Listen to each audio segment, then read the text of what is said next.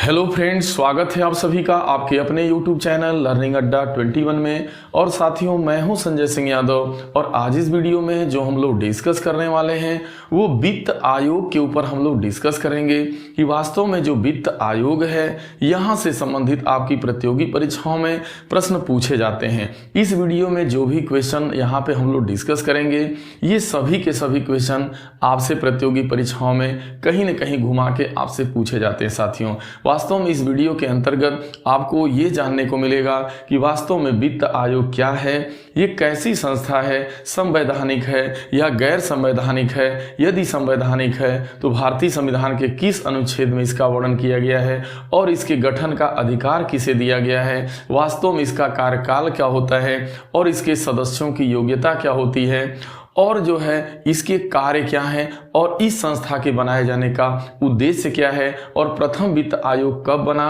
और प्रथम वित्त आयोग के अध्यक्ष कौन थे और वर्तमान में कौन सा वित्त आयोग का कार्यकाल चल रहा है और वर्तमान में वित्त आयोग के अध्यक्ष कौन है। यदि इन सभी सवालों का जवाब आप चाहते हैं और ये सभी क्वेश्चन इस टाइप के आपसे प्रतियोगी परीक्षाओं में पूछे जाते हैं साथियों, तो आप इस वीडियो में अंत तक बने रहें। और यदि आप हमारे चैनल पर नए हैं, अभी तक आपने हमारे चैनल को सब्सक्राइब नहीं किया हुआ है, तो साथियों कृपया करके आप हमारे चैनल को सब्सक्राइब कर लें और वीडियो में अंत तक बने रहें। चलिए हम लोग बात करते हैं कि वास्तव में जो वित्त आयोग है यह कैसा निकाय है। यही क्वेश्चन आपसे पूछा जाता है कि जैसे वास्तव में जो वित्त आयोग है यह कौन सा निकाय है, संवैधानिक निकाय है कि गैर संवैधानिक निकाय है। तो वास्तव में जो वित्त आयोग है यह एक जो है आपका ऐसा आयोग है जो संवैधान यानी वित्त आयोग एक संवैधानिक निकाय है। वास्तव में जरा यहाँ पे थोड़ी बात को समझ लिया जाए कि किस निकाय को संवैधानिक निकाय कहा जाता है और किस निकाय को गैर संवैधानिक निकाय कहा जाता है।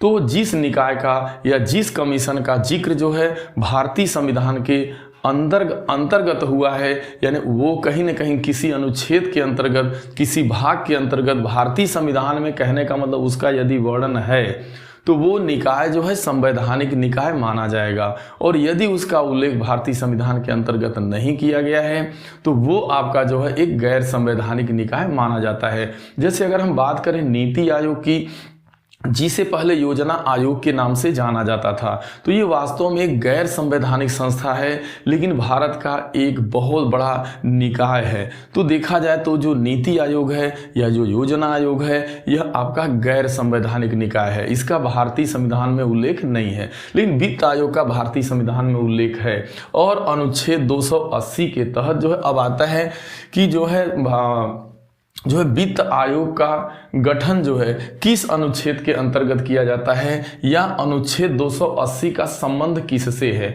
तो अनुच्छेद 280 का जो संबंध है वो वित्त आयोग से है और अनुच्छेद 280 के अंतर्गत ये बात दी गई है कि 280 के तहत राष्ट्रपति द्वारा वित्त आयोग का गठन किया जाएगा। इसका मतलब यह क्वेश्चन पूछा जाता है कि वित्त आयोग का गठन कौन करता है, तो राष्ट्रपति करता है। और किस अनुच्छेद के तहत उसे अधिकार मिला है, तो अनुच्छेद 280 के तहत उसे ये अधिकार दिया गया है।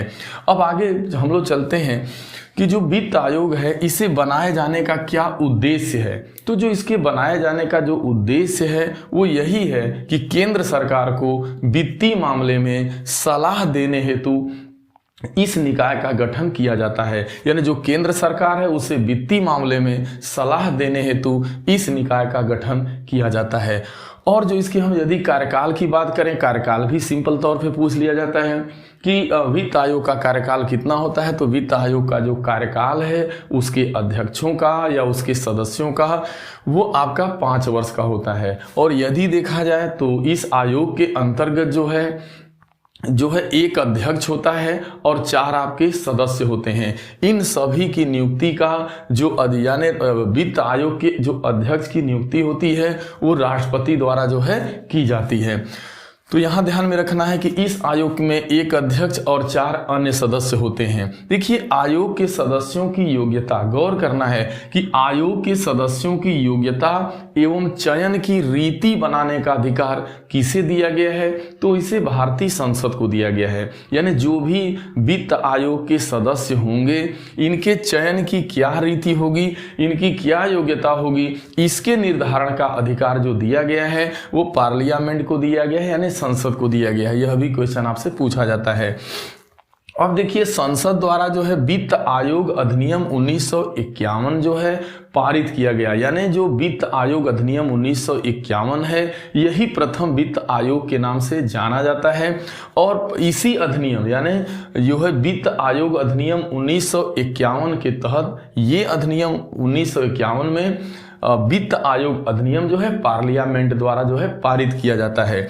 और इसके अंतर्गत बाद में इस अधिनियम में संशोधन होता है। देखिए 1955 में इस अधिनियम को संशोधित किया जाता है। तो वित्त आयोग अधिनियम 1951 और संशोधित वित्त आयोग अधिनियम 1955 वो ये कहता है कि इसमें ये बात बताई गई कि जो आयोग का अध्यक्ष होगा वह व्यक्ति ऐसा व्यक्ति होगा जो सार्वजनिक जीवन में पर्याप्त अनुभव रखता हो। तो 1955 में इस अधिनियम में संशोधन कर दिया गया। वित्त आयोग अधिनियम में 1955 में वो यही हुआ कि जो इसका अध्यक्ष होगा उसे जो है सार्वजनिक जीवन में पर्याप्त अनुभव हो और जो 4 अन्य सदस्य होंगे उनकी ये योग्यताएं होनी चाहिए। अगर जो उसके 4 अन्य सदस्य हैं अगर इन चारों योग्यताओं को नहीं रखते हैं तो उन्हें सदस्य नहीं बनाया जाएगा। पहली शर्त क्या है कि वह उच्च न्यायालय का न्यायाधीश हो, या तो उच्च न्यायालय का यानी हाई कोर्ट का वो न्यायाधीश हो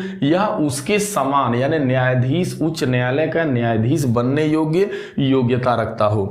दूसरी बात है उसे सरकार के वित्त एवं लेखा का यानी उसे सरकार के वित्त एवं लेखा का विशेष ज्ञान हो। और जो तीसरी बात है वो ये है कि उसे वित्तीय मामले एवं प्रशासन का यानी उसे वित्तीय मामलों का एवं प्रशासन का उसके पास विशेष अनुभव होना चाहिए। जो चौथी उसकी योग्यता होनी चाहिए कि उसे अर्थशास्त्र का विशेष ज्ञान हो। तो यदि इन चारों योग्यताओं को रखता है तो वही सदस्य बनाया जाएगा। तो वित्त आयोग के अंतर्गत एक अध्यक्ष होता है और 4 अन्य सदस्य होते हैं। उन 4 अन्य सदस्यों की ये योग्यता होनी चाहिए जिसका हम लोग अभी डिस्कस किए। अब चलिए हम लोग देखते हैं कि प्रथम वित्त आयोग का गठन कब किया गया।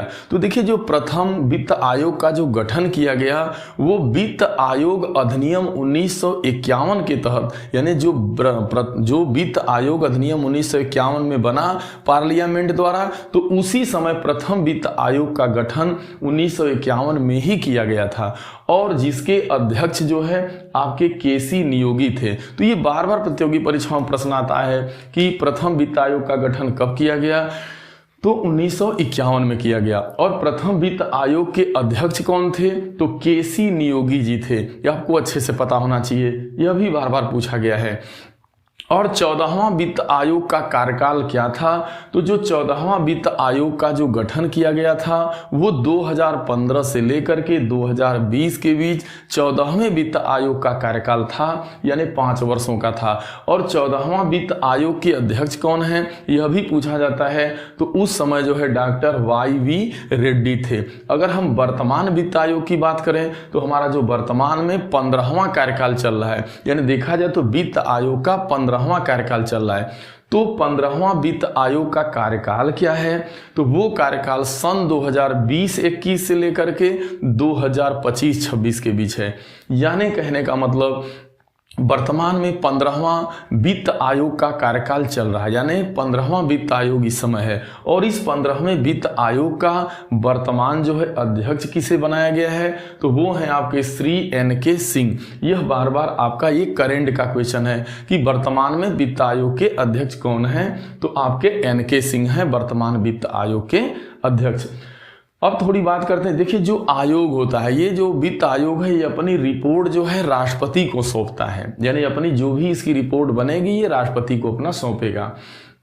अब आगे थोड़े इसके कार्यों की बात करते हैं लास्ट में कि आखिरकार जो है वित्त आयोग जो है इसके क्या प्रमुख कार्य हैं। तो इसका जो प्रमुख कार्य है वित्त आयोग का वो यही है कि संघ एवं राज्य के बीच करों के शुद्ध आगमों, ध्यान देना है, संघ एवं राज्य के बीच करों के शुद्ध आगमों का जो भी शुद्ध आगम है करके उसका विवरण और राज्यों के बीच ऐसे आगमों का आवंटन, यानी जो भी, कहने का मतलब जो भी शुद्ध टैक्स के जो करों के जितने भी शुद्ध आगम हैं केंद्र एवं राज्य के बीच उसका विवरण रखना और साथ ही साथ उसके आवंटन से संबंधित कार्य इसके हैं।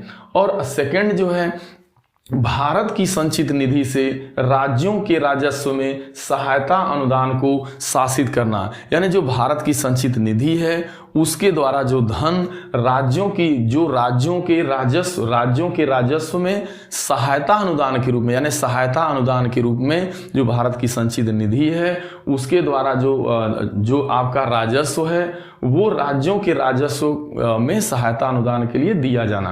कहने का मतलब है कि भारत निधि के द्वारा जो सहायता या अनुदान जो राज्यों को दिया जाना है वो ये सारे कार्य जो है वित्त आयोग करता है।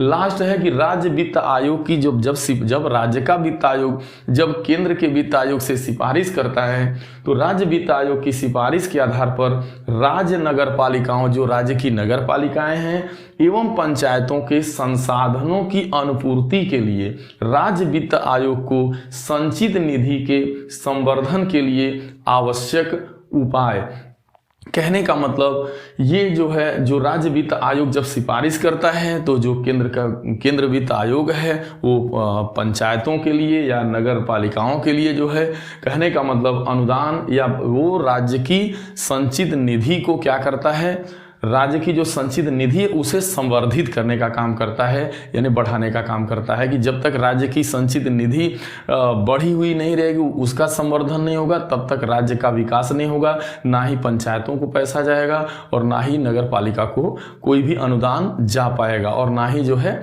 आपके स्टेट का विकास हो पाएगा।